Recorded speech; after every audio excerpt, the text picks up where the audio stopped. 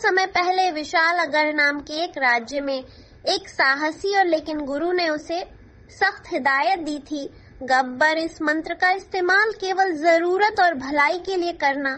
लालच या गुस्से में इसका प्रयोग मत करना, वरना यह मंत्र तुम्हें छोड़ देगा। कायरस की सेना विशालगढ़ के दरवाजे तक पहुंच गई। राजा ने गब्बर से कहा, अब केवल तुम्हारी बुद्धि और शक्ति ही हमें बचा सकती है।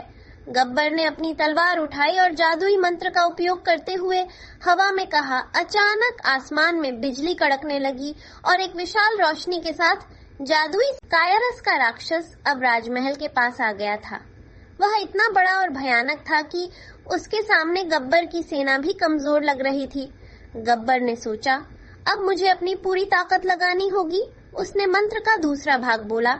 गब्बर के चारों ओर एक आभा फैल गई और उसकी तलवार जादुई हो गई।